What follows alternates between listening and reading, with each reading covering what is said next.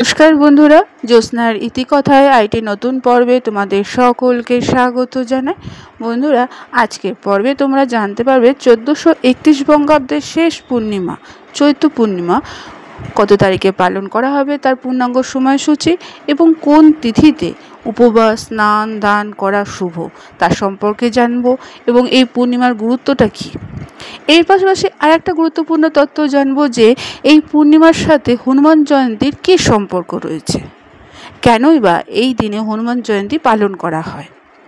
এইসব প্রশ্নের উত্তর জানতে গেলে আজকে পর্বটি পুরোটা দেখতে হবে। ভালো লাগলে সবার কাছে শেয়ার করে দেবে, লাইক করে দেবে, পাশে যে বেল আইকনটি রয়েছে তাতে প্রেস করে রাখবে যাতে এইরকম কোনো গুরুত্বপূর্ণ ভিডিওর নোটিফিকেশন সবার আগে তোমাদের কাছে পৌঁছে যায়।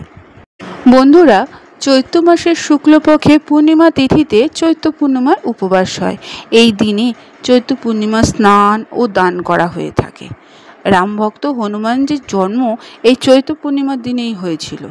এই কারণে প্রতি বছর চৈত্র পূর্ণিমায় হনুমান জয়ন্তী পালন করা হয়ে থাকে। চৈত্র পূর্ণিমার দিনে উপবাস পালন করলে মানুষ চন্দ্র, ভগবান সত্যনারায়ণ এবং দেবী লক্ষ্মীর পুজো করে। এতে নাকি ঘরে সুখ সমৃদ্ধি ফিরে আসে, অর্থের অভাব দূর হয়, সম্পত্তি ও সমৃদ্ধি দুটোই বৃদ্ধি পায়। তাই এই বছর চৈত্র পূর্ণিমা কত তারিখে পড়েছে তার পূর্ণাঙ্গ সময়সূচি আজকের পর্বে এখন আমরা জেনে নেব। বন্ধুরা, এই বছর চৈত্র পূর্ণিমা তিথি শুরু হবে 12ই এপ্রিল ভোর 3:21 এবং এই পূর্ণিমা তিথি থাকবে 13ই এপ্রিল ভোর 5:51 পর্যন্ত। উদয় তিথি অনুসারে চৈত্র পূর্ণিমার উপবাস স্নান এবং দান 12ই এপ্রিল করা যাবে।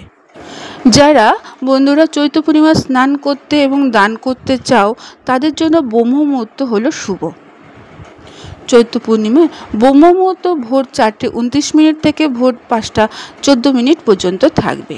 এরপরে শুভ সময় অর্থাৎ অভিজিৎ মুহূর্ত হলো সকাল 11:56 থেকে দুপুর 12:48 পর্যন্ত।